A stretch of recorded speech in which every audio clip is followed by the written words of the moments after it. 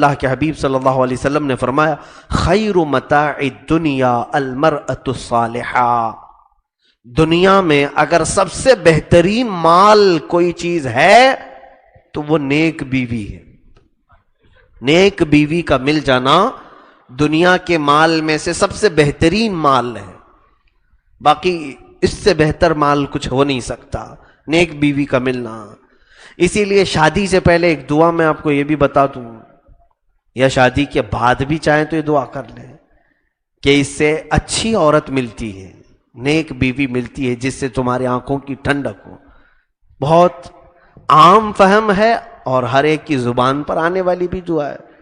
اس کی تفسیر میں بزرگوں نے فرمایا اس میں نیک بیوی کا بھی ذکر ہے، وہ دعا کوئی اور دعا نہیں، ربنا آتنا فی الدنیا حسنہ وفی الآخرۃ حسنہ وقنا عذاب النار، جس کا مطلب یہ ہے ربنا آتنا فی الدنیا حسنہ، اے ہمارے رب دنیا میں ہمیں سب سے اچھی چیز دے دے، دنیا میں ہمیں سب سے اچھی چیز دے دے۔ اور حضور نے کیا فرمایا، دنیا میں اگر کوئی اچھی چیز ہے تو کیا ہے، نیک بیوی۔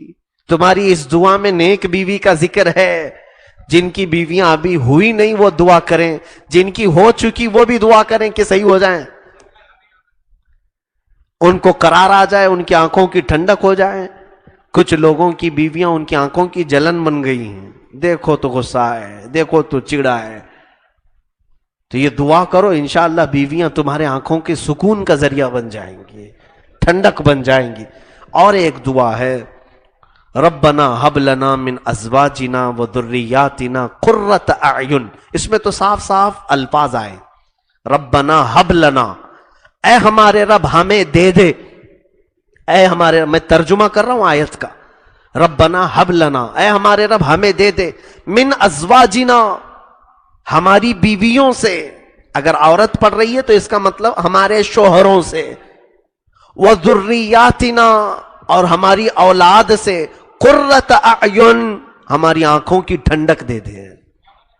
یہ تو اللہ نے خود سکھا دیا، ربنا ہب لنا من ازواجنا وذریاتنا قرۃ اعین، یہ 19ویں پارے کی آیت ہے سورہ فرقان کی آخری آیتوں میں یہ ہے، وجعلنا للمتقین اماما، یہ پوری آیت ہے، اس کو بھی روزانہ ورد میں رکھیں، جن کی اولاد بگڑی ہے وہ بھی صحیح ہو جائے گی انشاءاللہ، کیونکہ یہ دعا کی تاثیر ہے۔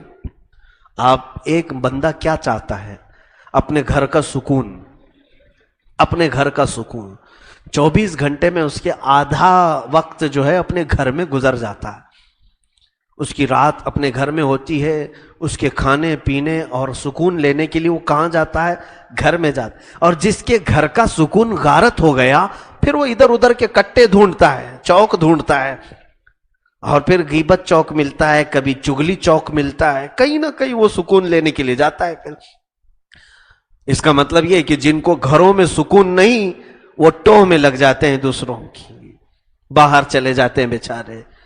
گھروں کا سکون ایک ایسی بڑی نعمت ہے کہ انسان کہیں پر بھی رہے بھاگ کر اپنے گھر میں آنے کی تمنا کرتا ہے، وہ طلب کرتا ہے۔ میں نے دیکھا ہے بہت سارے بزرگوں کے متعلق بھی کہ اخیر وقت میں میرے ساتھ ہی کئی معاملات ایسے ہوئے ہیں کہ عمر کافی ہو چکی تھی، ہاسپٹل میں ایڈمٹ ہیں، جانکنی کا وقت تھا، نزا کا وقت، لوگ یاسین پڑھ رہے ہیں، ساری چیزیں، ہاسپٹل میں ہیں، روح نکل بھی نہیں رہی تھی، تو بڑی تکلیف تھی۔ میں بھی گیا، میں نے صرف اتنا مشورہ دیا کہ انہیں اٹھاؤ اور گھر لے جاؤ۔ گھر لے کر کے آئے، صاف ستھرا پلنگ رکھے، اور تھوڑی دیر میں روح قبض ہو گئی۔ وجہ یہ ہے کہ روح کو قرار بھی اس کے اپنے گھر میں ملتا ہے، اس کا سکون ہے۔ بہت سارے لوگوں کی روح اٹکی ہوتی ہے کہ اس ہاسپٹل میں مرنے سے بہتر ہے میں اپنے گھر میں چلا جاؤں، یہ بھی چیز ہے۔ تو گھر کا سکون ایک بہت بڑی دولت ہے۔ یہ کیسے ملے گا؟ یہ دعا کرو جو دعا میں نے بتایا، ربنا ہب لنا من ازواجنا وذریاتنا، یعنی گھر کا سکون اس کے دیواروں سے نہیں، گھر کا سکون تمہارے ٹائلز، ماربل، اور پھر جو جھومر، پنکھے، ان تمام چیزوں سے گھر کا سکون نہیں۔ سب لگا لو لیکن بیوی اور بچے شریر ہوں تو یہ ساری چیزیں تمہارے لیے آگ بن جائیں گی، آگ ہیں۔ اے سی بھی ٹھنڈی نہیں کرتی جب عورت کی زبان چلتی ہے، تو اے سی بھی کچھ نہیں کام کرے گی۔ ہاں اگر کسی کا گھر جھونپڑی میں ہے، کچھ بھی نہیں ہے اس کے گھر میں سجانے کا سامانے کا سامان، لیکن اولاد اس کے ادب میں کھڑے رہتے ہیں، بیوی اس کے لیے فرمان بردار ہے، تو وہ جھونپڑی ہی اس کے لیے جنت کے برابر کام کرتی ہے، سکون کا ذریعہ ہے۔ تو گھروں کا سکون اپنی بیویوں اور اپنی اولاد سے ہے۔ اس کے لیے میں یہ دعا آپ کو بتایا، ربنا ہب لنا من ازواجنا وذریاتنا قرۃ اعین، اے ہمارے رب ہماری بیویوں سے اور ہمارے اولاد سے ہمیں ہماری آنکھوں کی ٹھنڈک عطا فرما۔ تو اس آیت کو میں پورا بیان نہیں کر سکا، صرف اتنی بات ہے وعاشروہن بالمعروف، تم اپنی عورتوں کے ساتھ اچھا سلوک کرو۔ اب اس سب کو پتا ہے اچھا کیا ہوتا ہے، برا کیا ہوتا ہے، بہت زیادہ تفصیل میں جانے کی ضرورت نہیں۔ جو تم کھاؤ وہ اسے کھلاؤ، جو چیز تم اپنے لیے پسند کرتے ہو وہ اس کے لیے پسند کرو۔ کبھی ایسا ہوتا ہے کوئی کنجوس اپنے لیے کچھ بھی نہیں پسند کرتا، تو وہ کیا کرے پھر؟ آپ ہی نے تو کہا تھا آپ اپنے لیے جو پسند کرو اپنی بیوی کے لیے۔ میں کنجوسوں کی بات نہیں کر رہا ہوں، بخیلوں کی بات نہیں، اس کی زندگی دیکھو۔ وہ عورت کیا پسند کرتی ہے اپنے لیے؟ ایک درمیانی زندگی گزارنے والے جس طرح سے زندگی گزارتے ہیں انہیں وہ چیزیں دینے کی کوشش کریں۔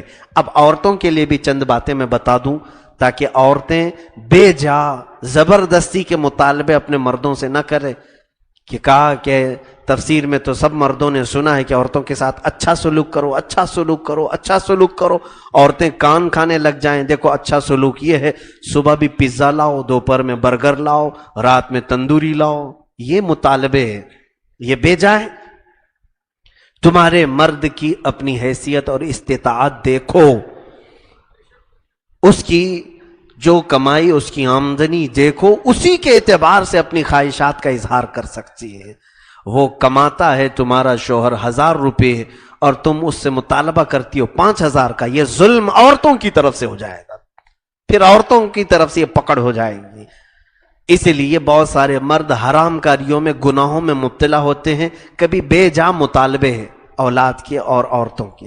تو میں نے گھر کے یہ دونوں طریقوں کو بتا دیا، کیونکہ گھر کے لیے 2 پہیے ہیں، ایک شوہر اور ایک بیوی، 2 میں سے ایک بھی پنچر ہو گیا تو گاڑی وہیں رک جاتی ہے، آگے نہیں بڑھے گی۔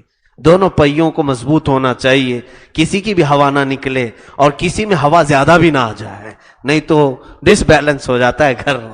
مرد میں اگر ہوا زیادہ بھر گئی تو پھر وہ عیاشی کرنے چلا جاتا ہے، یا عورت میں ہوا زیادہ بھر گئی تو گھر چھوڑ کے بھاگنے کی چکر میں رہتی ہے۔ ہوا زیادہ ٹائر میں ہونا بھی گاڑی کے لیے مشکل ہے اور ہوا کم ہو جانا بھی مشکل ہے، درمیان میں رکھو۔ چیک کرا لو بزرگوں سے کہ کتنے ٹیمپریچر پر گاڑی کو چلنا چاہیے۔ یہ تمام چیزیں جو عقل میں آنے والی ہیں وہ میں نے بتایا، اور سب سے بہترین آئیڈیل میرے مصطفیٰ کریم صلی اللہ علیہ وسلم کی زندگی ہے، مولا علی شیر خدا کی زندگی ہے، غوث پاک رضی اللہ تعالیٰ عنہ کی زندگی ہے۔ ان کی زندگیاں دیکھو اور اس طرح سے گزارنے کی کوشش کرو۔ مولا ہمیں ہمارے گھروں سے سکون عطا فرما، ہماری اولاد اور ہماری بیویوں کو ہماری آنکھوں کی ٹھنڈک بنائے۔ کریم خدا ہمیں دنیا میں مرأۃ صالحہ جو دنیا کی سب سے بہترین نعمت ہے وہ عطا فرمائے، قیامت کے دن بھی مولا ہم سب کو رسوا ہونے سے محفوظ فرمائے۔